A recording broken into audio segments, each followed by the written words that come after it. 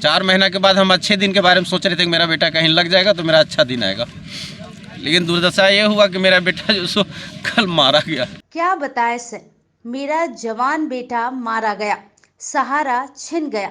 बेटा फीडर था, 4 महीने बाद उसकी नौकरी पक्की होने वाली थी। मेरा दिन अच्छा होने वाला था, लेकिन एमडीयू त्रिवेणी सैनिक प्राइवेट लिमिटेड कंपनी की एक बुलेरो चालक की लापरवाही से उनके बेटे प्रभाकर कुमार की जान चली गई। वो मेरे सामने ही छटपटा कर मर गया कि त्रिवेणी कंपनी एनटीपीसी से टैग है। कंपनियों की गाड़ी से कुचलकर न जाने अब तक कितनों की गोद सूनी हो गई और कितनों की मांग उजड़ गई। सड़क हादसे में अपने 20 साल के जवान बेटे को खो देने वाले घनश्याम साव के दर्द को बस वही समझ सकता है जिसके बूढ़े कंधे पर एक जवान बेटे की अर्थी निकली हो। रोते बिलखते पिता ने कहा कि कल जैसे ही उनके बेटे के एक्सीडेंट हो जाने की खबर मिली, वो भागे भागे मौके पर पहुंचे। खून से लथपथ बेटे का हाल देख कलेजा फट गया। 108 पर कई बार फोन किया, एम्बुलेंस नहीं आई। तब भागे भागे एनटीपीसी पहुंचे, खूब चीखे चिल्लाए, तब कहीं जाकर एक एम्बुलेंस मिला। पास के सामुदायिक स्वास्थ्य केंद्र बड़का गांव में गए, वहां से उसे सदर अस्पताल रेफर कर दिया, फिर वहां से आरोग्य भेज दिया।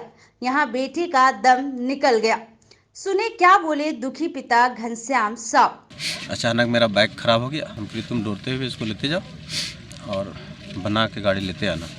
उसी क्रम में करीब 7 बजे शाम को एक तीव्र गति से बोलेरो कंपनी में ही कार्यरत है, त्रिवेणी कंपनी में, वो सब टैग हैं एनटीपीसी से।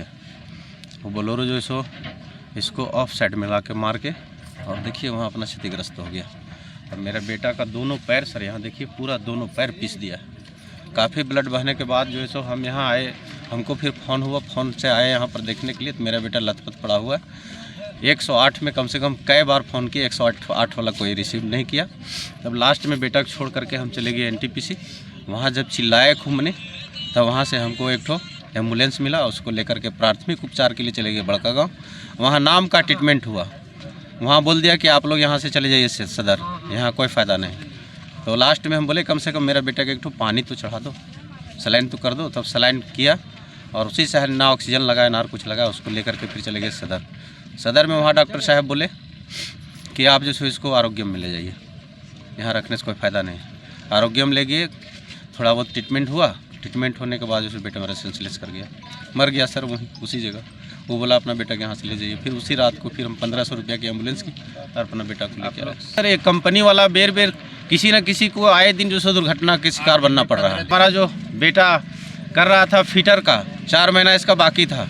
4 महीना के बाद हम अच्छे दिन के बारे में सोच रहे थे कि मेरा बेटा कहीं लग जाएगा तो मेरा अच्छा दिन आएगा, लेकिन दुर्दशा ये हुआ कि मेरा बेटा जो सो कल मारा गया, गाड़ी के द्वारा मारा गया। मैं प्रशासन से यही मांग करते हैं, विधायक सांसद से भी मांग करते हैं कि हमारे जीविकोपार्जन के लिए ये सहारा था जो छीन गया, हमको कम से कम 50 लाख रुपया और कम से कम एक नौकरी हमको दे दिया जाए जीने खाने के लिए, ताकि हम अपना बुढ़ापा ज़िंदगी आराम से काट सकें।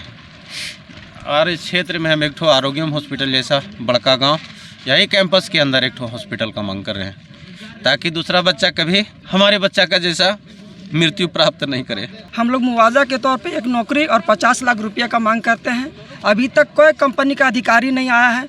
जब तक कंपनी वार्ता नहीं करती हम लोग बॉडी को नहीं उठाएंगे, चाहे 1 सप्ताह आंदोलन क्यों नहीं करना पड़ेगा, जाम क्यों नहीं करना पड़ेगा। कोहराम लाइव के लिए हजारीबाग से ब्यूरो चीफ सुनील साहू की रिपोर्ट।